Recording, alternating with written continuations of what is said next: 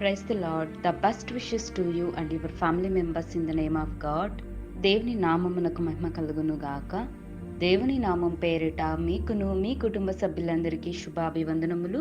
ఈరోజు దేవుని వాగ్దానము, టుడే గాడ్స్ ప్రామిస్. యెహోవా యొద్ద కృప దొరుకును.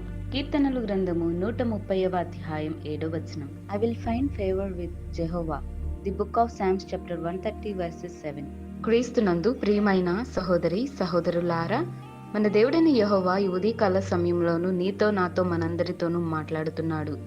ఇశ్రాయేలీల ప్రజలతో దేవుడు సెలవిస్తున్నాడండి. మనతో కూడా దేవుడు మాట్లాడుతున్నాడు. యెహోవా యొద్ద కృప దొరుకును అని దావీదు భక్తుడు ఇశ్రాయేలీల ప్రజలతో మాట్లాడుతున్నాడండి. దేవుని యొక్క వాక్యాన్ని బయలుపరుస్తున్నాడు. మనము ఎలాంటి పరిస్థితుల్లో ఉన్నా, దీన స్థితిలో ఉన్న, వ్యక్తిగత స్థితిలో, అలాగే వ్యాధి బాధల యందు బాధపడుతున్న ప్రతి ఒక్కరికి దేవుని యొక్క ఆశీర్వాదం లభిస్తోందండి. దేవుని యొద్ద మాత్రమే మనకు కృప దొరుకుతుంది. ఆయన కృప మనకు తోడుగా ఉంటే మనకు ఆనందము, సంతోషము లభిస్తుంది. ఆయన కృప మనకు తోడుగా ఉంటే మనము ఎలాంటి ఇబ్బందులలో గాని, పరిస్థితుల్లో గాని ఉన్నా కూడా దేవుని యొక్క కృప మనలను శ్రమల నుంచి విడిపించి దేవుడు మనలను తన రెక్కల చాటున తన కృపతో భద్రపరుస్తాడు. మనం దేవుని యొద్దకు వెళ్ళినట్లయితే ఆయన సన్నిధానంలో కృప దొరుకుతుంది. శాంతి సమాధానాలు లభిస్తాయి.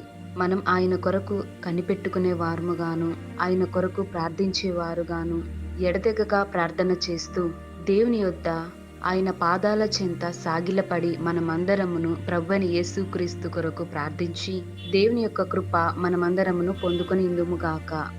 ప్రార్థన. కృప కలిగిన దేవా, దయగల తండ్రిని యొక్క శ్రేష్టమైన ఘనమైన నామమును బట్టి స్తోత్రములు. ప్రభువా, ఈ ఉదయకాల సమయంలో మా అందరితోనూ శ్రేష్టమైన వాగ్దానముతో మాట్లాడారు. ప్రభువా, ఇశ్రాయేలీల ప్రజలకు నీవు కృప దయచేసిన విధానాన్ని బట్టి స్తోత్రాలు. అటువంటి కృప మాకును దయచేయండి. ఈ యొక్క రక్షణ, ఈ కాపుదల, ఈ వాక్యం వింటున్న వారికి మాకును దయచేయండి. మమ్ములను మేము సరిచేసుకొని మా హృదయాలను మార్చుకొని మారు మనస్సు కలిగి నీ యందు రక్షణ పొందుకొని నీ యొక్క కృపను మాకును దయచేయండి. అలాగే ఈ వాక్యం వింటున్న వారికి కూడా దయచేయమని, నీ యొక్క రక్షణను మా అందరికి కూడా దయచేయండి. ప్రభువా, నీ మీదే ఆశ పెట్టుకొని చున్నాము దేవా, నీ మీదే ఆధారపడుతున్నాము దేవా. ఎందరైతే వాక్యం వింటున్నారో, ఎలాంటి ఆశలతో జీవిస్తున్నారో అట్టి వారందరి ఆశలను తృప్తిపరచుము దేవా. నీ యొక్క కృపను మా అందరికి దయచేయమని యేసు నామమున ప్రార్థిస్తున్నాను తండ్రి. ఆమేన్.